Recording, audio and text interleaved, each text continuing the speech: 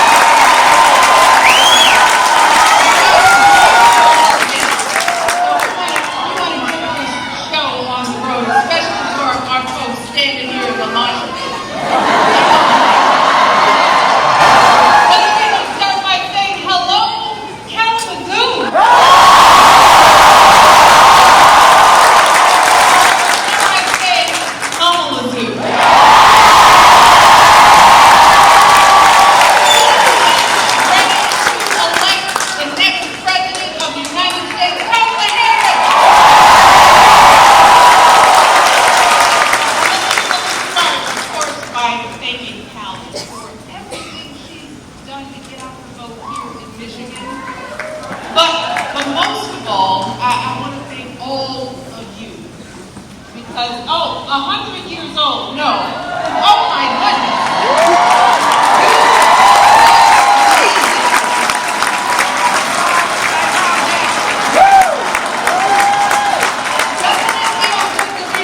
I mean, it feels so good. I haven't done this in such a long time. It's good to see how strong, how hopeful, how energized, how organized we all are.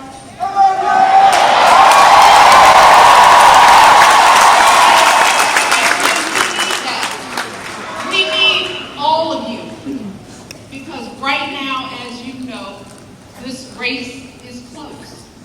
As I came out here to Michigan because I am someone who takes her own advice to heart. I know that if we want to help this country finally turn the page on the politics of hatred and division, we can't just sit around and complain. No, you got to do something.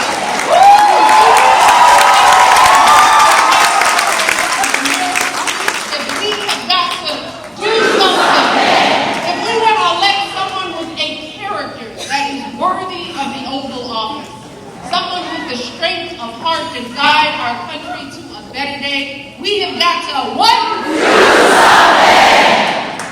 And that someone, of course, is my dear friend Kamala Harris.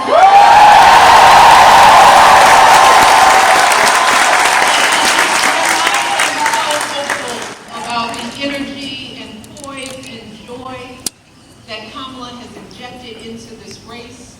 And if you know Kamala like I do, that's no surprise. I mean, think about it. No one could have predicted the way everything would have unfolded this summer.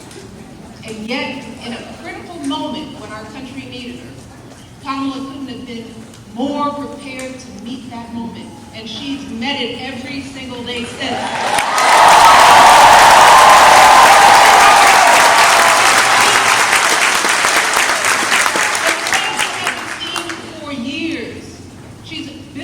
Remarkable campaign in record time, dominating her opponent so thoroughly in the debate.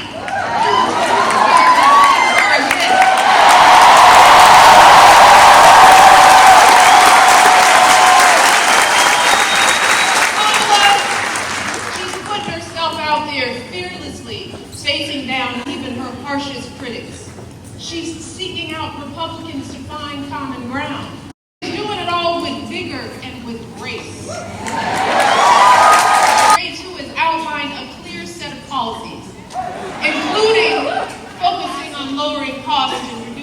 drug crisis for all Americans. First-time home buyers, folks starting small businesses, and working families raising our kids. Let me tell you, it is a remarkable plan. And these remarkable last few months mirror the way Kamala has handled herself her entire life, fighting for working people and the vulnerable, first as a prosecutor, then as an attorney general, then as a U.S. senator, and now as our vice president of the United States.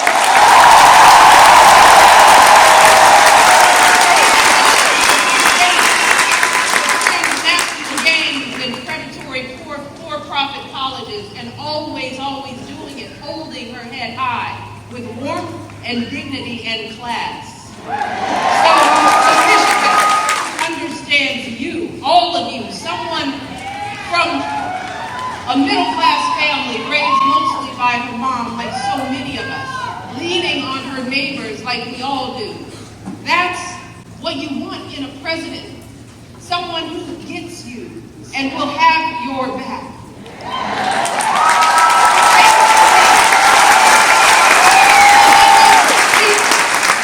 Kamala Harris is an extraordinary human being. She is an extraordinary candidate, and she will be an extraordinary president of the United States.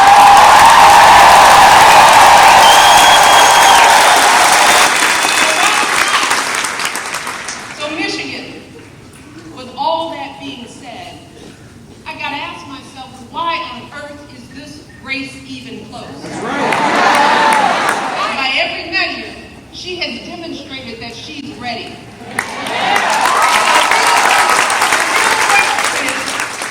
As a country, are we ready for this moment?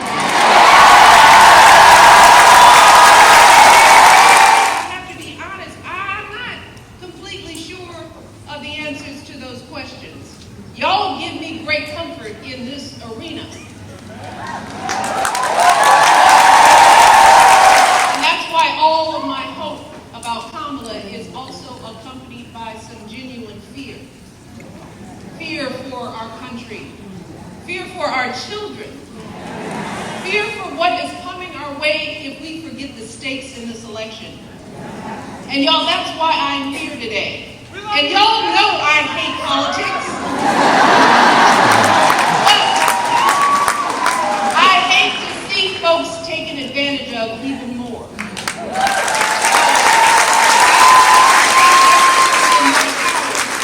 Remind the country that I love, that there's too much we stand to lose if we get this one wrong.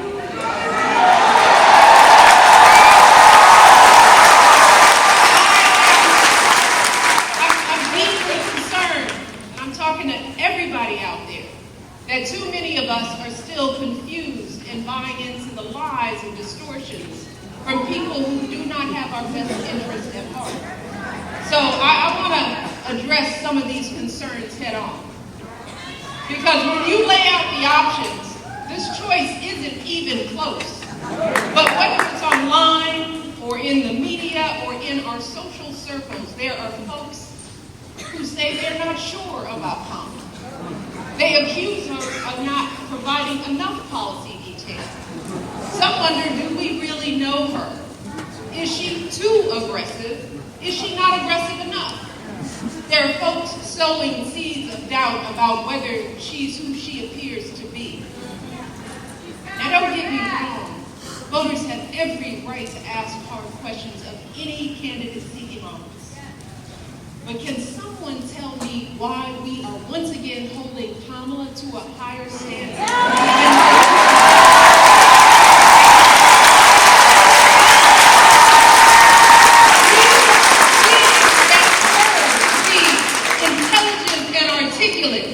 To have a clear set of policies, to never show too much anger, to prove time and time again that she belongs, asking Kamala to dazzle us at every turn. I hope that you will forgive me. I am praying that we consider the decades of sacrifice and struggle by all of our ancestors, the folks who marched and sacrificed and shed their blood for us, We have to ask ourselves, is a vote for Trump or no vote at all the way we honor their lives? And if that's the case, well, that surely doesn't sound like freedom to me.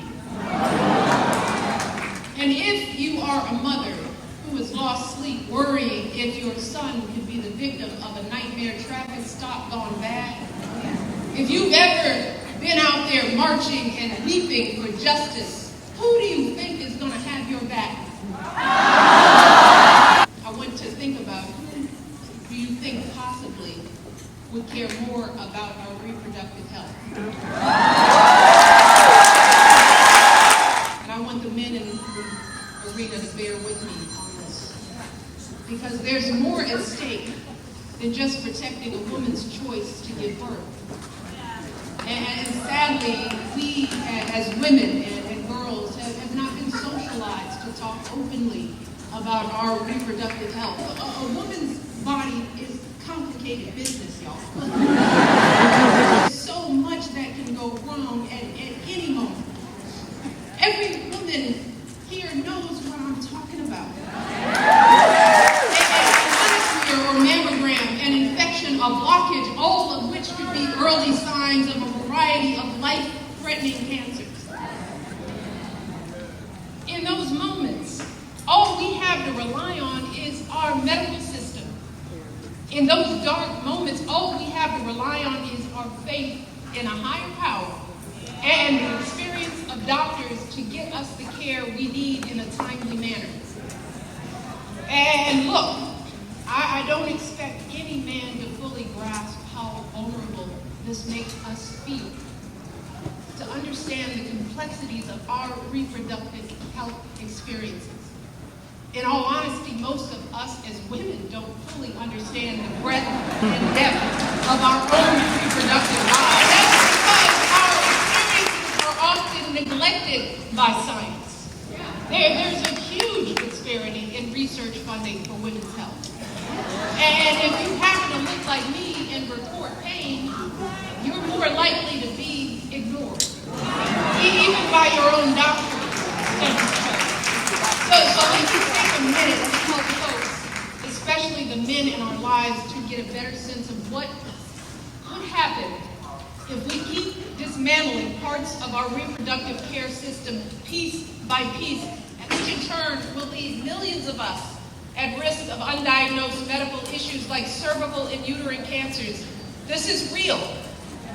So to the men who love us, let me just try to paint a picture of what it will feel like if America, the wealthiest nation on earth, keeps revoking basic care from its women. And I don't want to be a downer, y'all. But in many cases, there is no warning, and things go bad very quickly. So I am asking y'all from the core of my being to take our lives seriously. Please, before you cast your votes, ask yourselves, what side of history do you want to be on?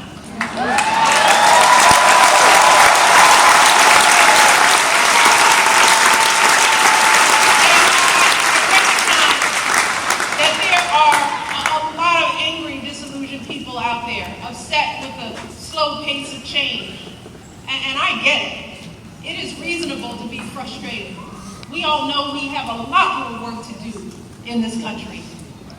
But to anyone out there thinking about sitting out this election because you're fed up, let me warn you, your rage does not exist in a vacuum. If we don't get this election right, your wife, your daughter, your mother, we as women will become collateral damage to your rage.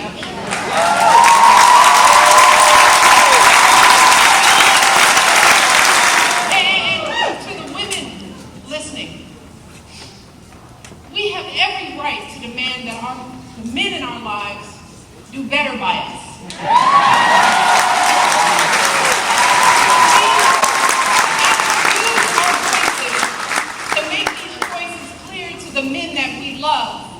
Our lives are worth more than their anger and disappointment.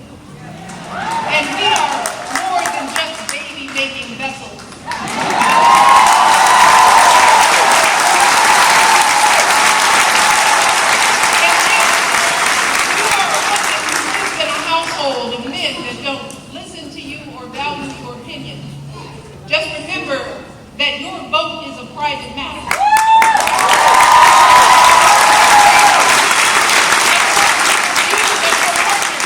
You get to choose. You get to use your judgment and cast your vote for yourself and the women in your life. Remember, women, standing up for what is best for us can make the difference in this election.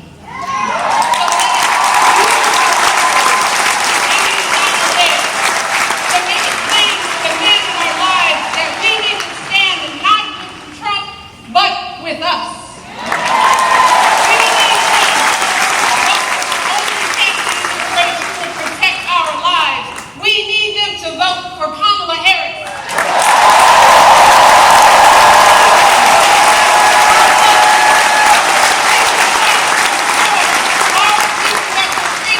And defend our health. Kamala will fight for our access to life-saving emergency care and maternal care in every state. Kamala will veto any abortion ban or bill that restricts access to contraception or IVF.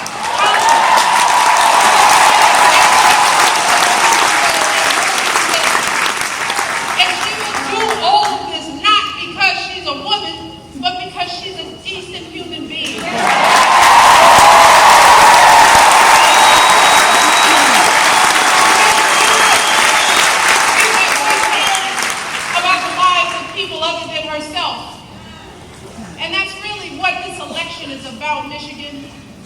This isn't just about what we have an obligation to say no to. It's about what we have the opportunity to say yes to. We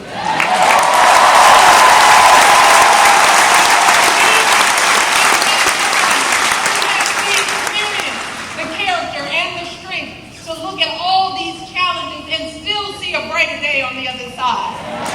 Kamala Harris will see us, all of us.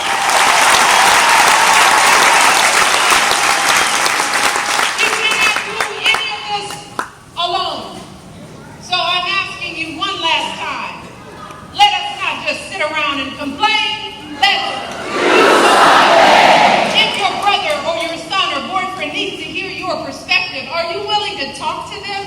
Are you willing to send a video of what I've just said? Are you willing to do something? If you have an aunt who's thinking about sitting this one out or voting for a third party, are you willing to have an uncomfortable conversation? Are you willing to do something?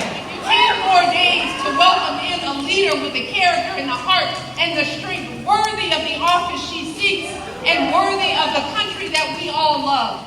Michigan, let's give Kamala everything we've got. The next president of the United States.